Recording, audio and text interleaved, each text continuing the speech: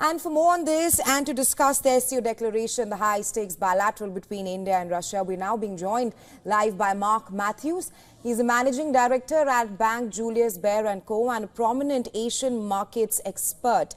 Welcome to WION, Mr. Matthews. First up, how does SCO perhaps take on other internal trade dynamics? As I was also talking to our correspondent there, that the SCO Summit comes in the backdrop of Trump's tariff tirade on India, especially with 50% in China as well. Yes, it does. And so the SCO has been around for a long time. It had a few other names before this, but never really got off the ground. And I think one reason is that it has 10 members and it requires a consensus decision-making process.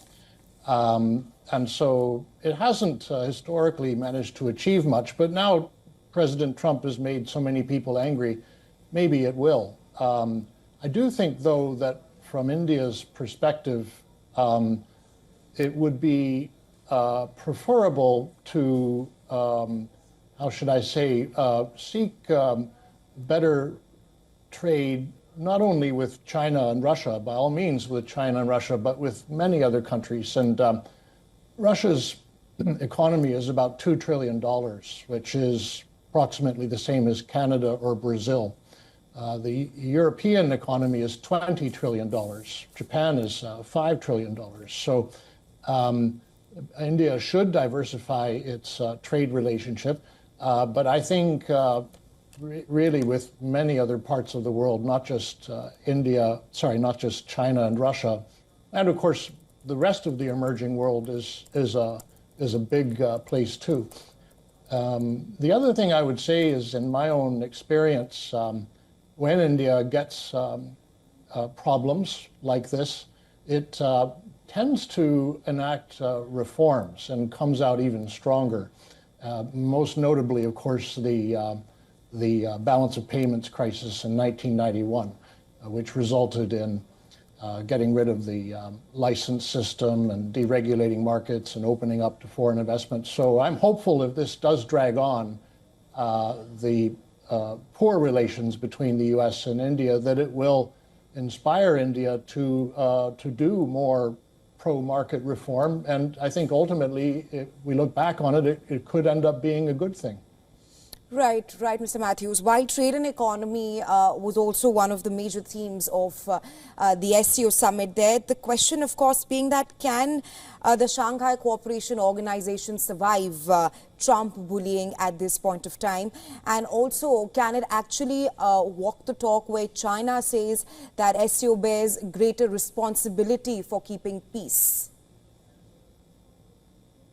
The short answer is no, because I think there are too many disparate players that have different objectives. And as recently as June, India did not sign the statement that was supposed to conclude the meeting between the defense ministers in Tianjin, because the terrorist attack in May was not referred to, but unrest in Baluchistan was. So I don't really see this particular organization becoming a lot more important or cohesive than it already is, unfortunately.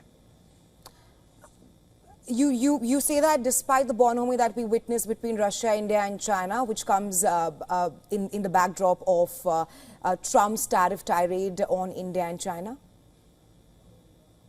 Well, to reiterate what I said, I certainly think India can improve relations and expand trade with many countries. I just don't believe the SCO is the organization that will achieve that objective. I think India would be better off doing it bilaterally with countries, not just Russia and China, but I think it would be far more important to focus on Europe and Japan.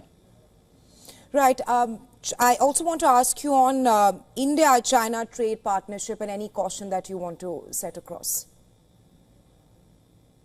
I don't really have any caution about it. I'm sure there are a lot of rooms to grow. There have been a lot of barriers put up by both countries, of course, India banning many Chinese apps and China restricting visas for engineers to go to India. There are multiple layers of barriers that have been put up, and hopefully now those can be brought down. Yes, and China is a big, important economy. To the degree that they can expand their economic relationship, there's nothing, I think, untoward about that. All right, Mr. Matthews, thank you so much for joining us here on Beyond with your insights.